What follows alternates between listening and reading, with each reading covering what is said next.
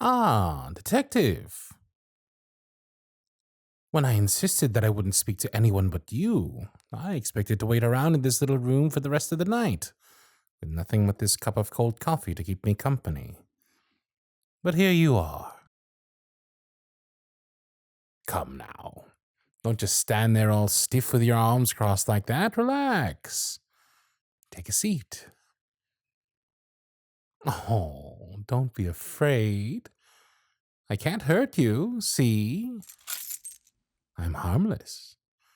So please, sit. Let me guess.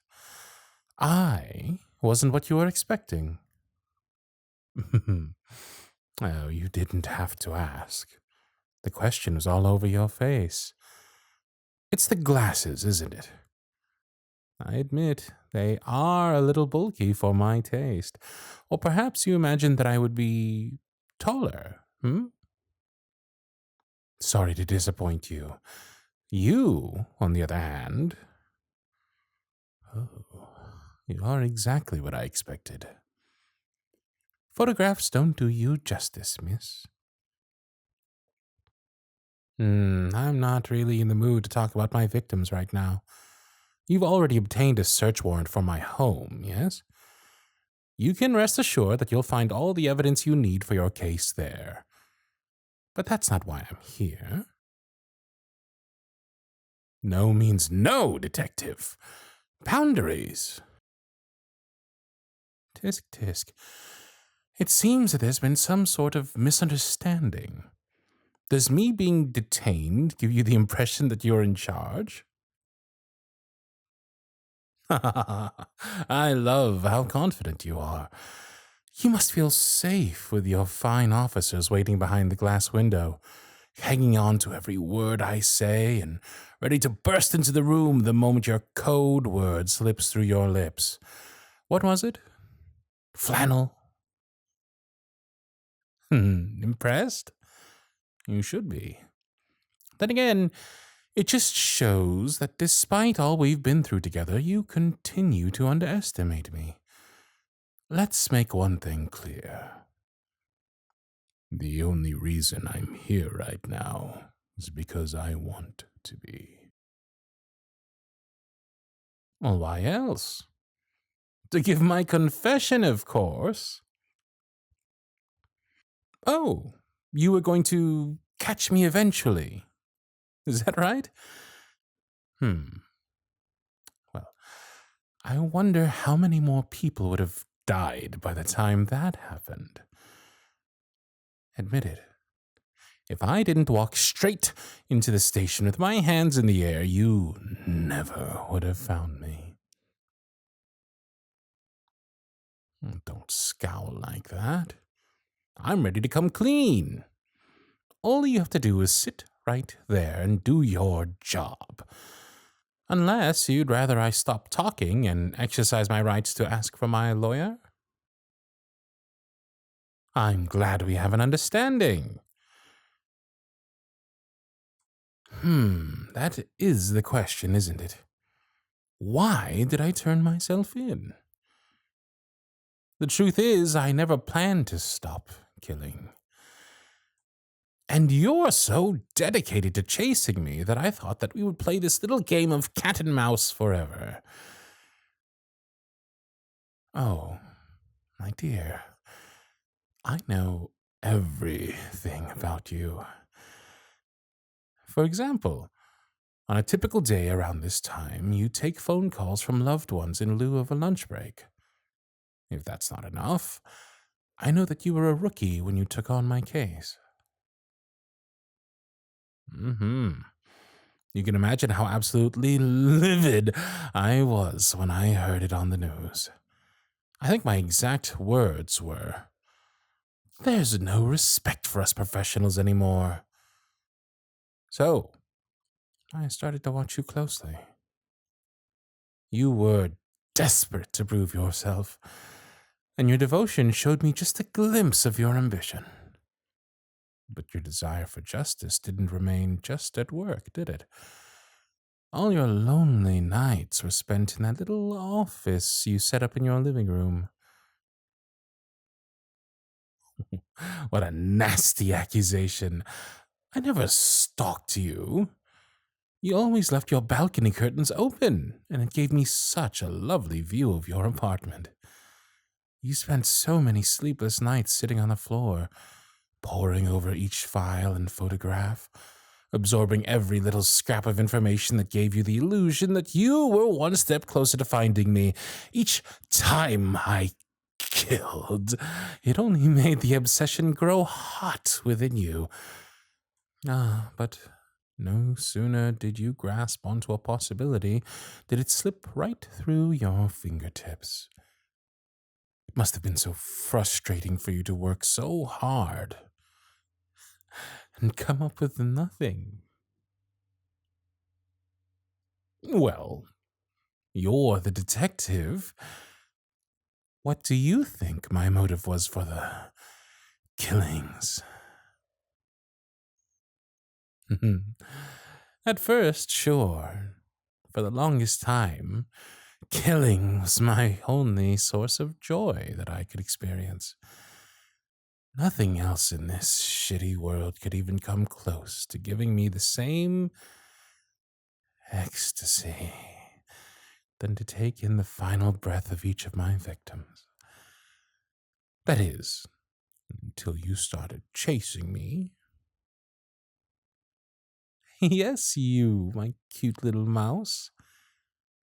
You changed everything. So much so that the killings themselves became a means to an end, because the true thrill was knowing that you were on my heels. Just the idea of you being unable to think about anything else other than me. Oh, it made me feel so alive. You can imagine how difficult it was for me to restrain myself, to not just leave a pile of corpses on your doorstep for you. No, I was tempted, trust me. But it was enough to know that for many beautiful years, I was the only one thing on your mind. And you were just as obsessed with me as I was with you. Oh, you can scoff and roll your eyes all you like, but the truth is that we are utterly consumed with one another. You are my match in every way. That is, until recently. My dear detective, what changed was you. You started smiling more, as if something else had preoccupied your thoughts. Your interest in my case was dwindling, and your nights were spent elsewhere. Not at the station, and not at your apartment. Then, one day, I saw him, a longtime neighbor of yours, whom you had played poker with on occasion, had moved in with you. The walls where photos of my victims once hung were replaced with photos of you two. Meanwhile, my life's work was shoved into a box and dropped off at the precinct. My lovely detective, who poured her heart into finding me, was walking away for good. Was it easy, throwing away everything we had built together? You didn't just give up on me, no. That wouldn't have been cruel enough. You had to go and try to replace me. And all for what? Of course I'm fucking jealous. For years, I was your only reason for getting out of bed in the morning. You were completely and utterly mine, and nothing made me happier. But then He came into our world and took you away from me. Well, you can rest assured that I wasn't about to let him get away with it. What? You didn't really think that I was just going to turn myself in and let you go on to live happily ever after? No, no, no, no, no. I've gone through great lengths to ensure that will never happen. Oh, you'll see. Very soon, actually.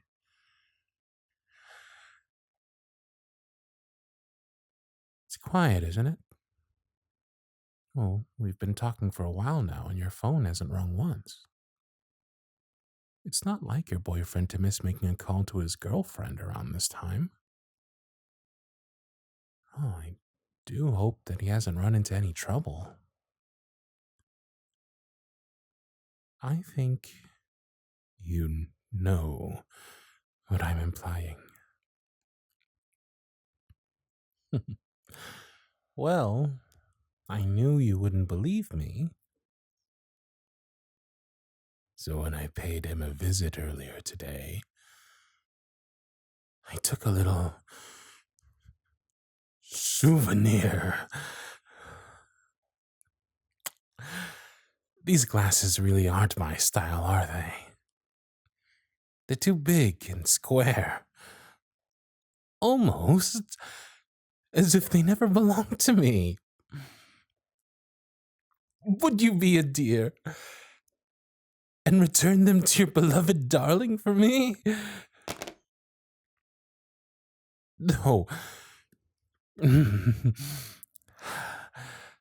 I doubt he'll need them anymore. Oh, I'm dead serious.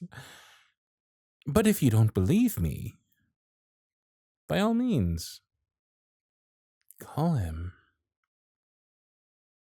I'll wait.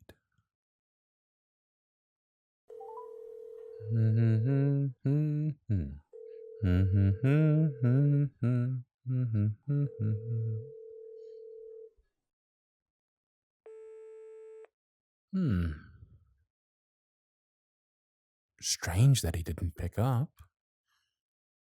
You should send some officers to do a welfare check on him. You never know what kind of mess he got himself into. Do you believe me now, Detective?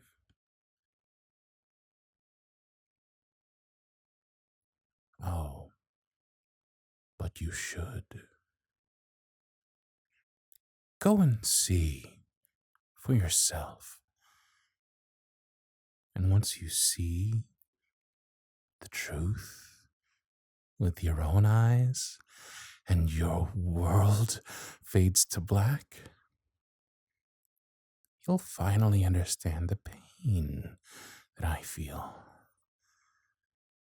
I am not someone that you can just shove into a box and throw away once you're done. And you will rue the day you thought you could try.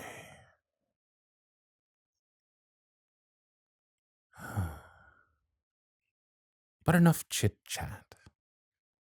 I think I'm ready to talk to my lawyer now.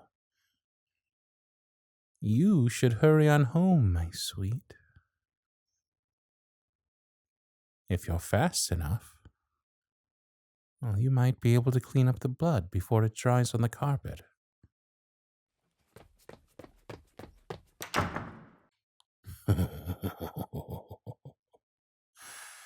Run, little mouse. Run.